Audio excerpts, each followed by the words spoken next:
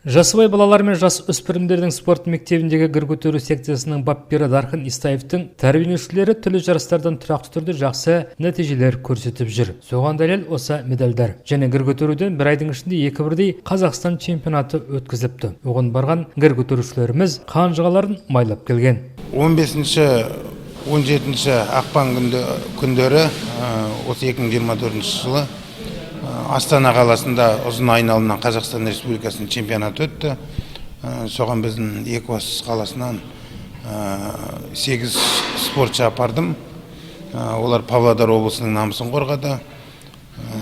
Жалпы жарыс нәтижесі бойынша Қабдолла Ералы қола жүлдегер атанды. Уралбаева Ажар қола жүлдегер атанды. Жалпы гір спортында 3 жаттығу бар. Жұлқа көтеру, серпе көтеру және ұзын айналым гір спортындағы ең қиын жаттығудың түрі. Онда екі гірді 24 килограммды Қабдолла Ералы 71 рет көтерді. Екі гірді, яғни оны жерге қоймай жоғары және төмен түсіріп отырып көтеру керек. Бірақ біздің спортшылар дайындықтарын көрсетті өздерінің. Дегенмен де әлде алдымызда мақсат қойып отырмыз.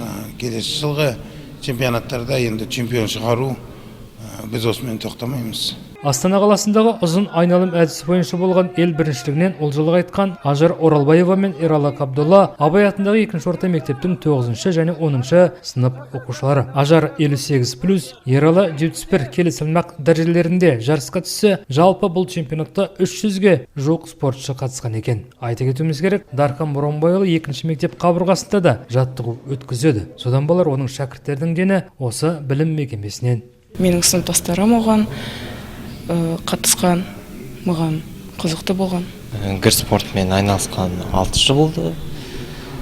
Сол айналысқан қатты ұнап тұр. Айналысқан мен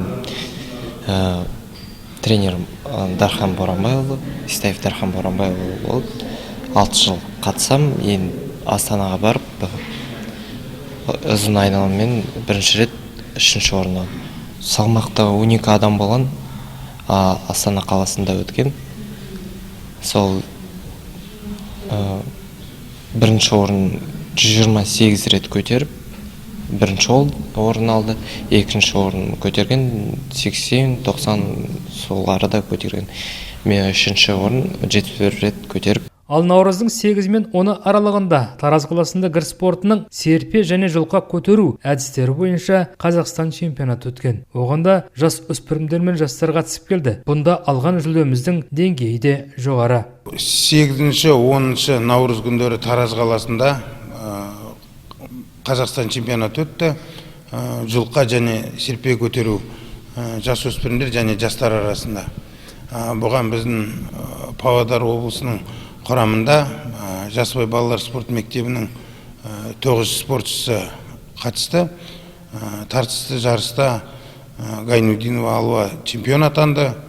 200 жұлқа көтеру әдісімен 217 рет жұлқа көтеріп, қарсыластарынан басым түсіп чемпион атанды.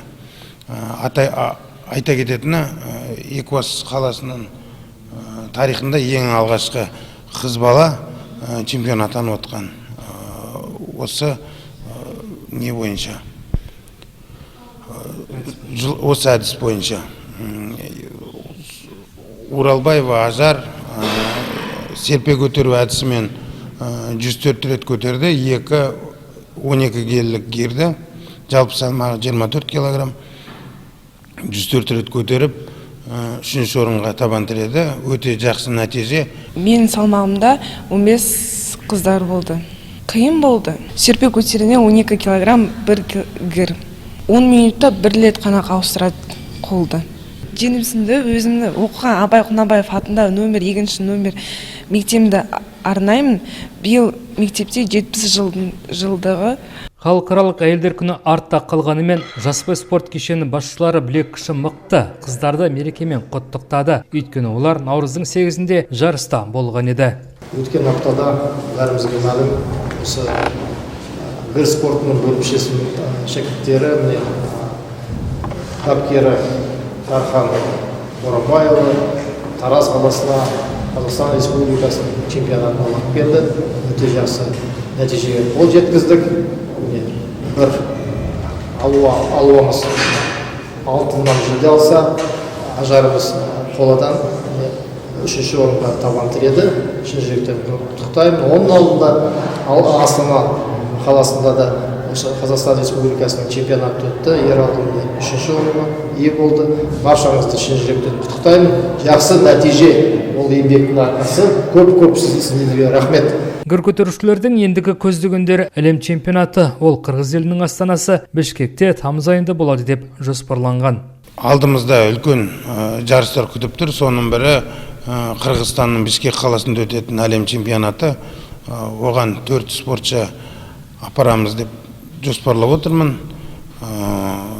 Атап айтқанда Қабдолла Ералы, Құдайберген Бауыржан, Гайнудинова Алуа, Оралбаева Ажар, осы 4 спортшыны сол өтетін жарысқа дайындықты бастап кеттік. Жүлдесіз оралмайтын гір көтерушілер бұл іргелі жарыстан да құр қайтпайды деген үміт зор, және солай болсын деп тілейік.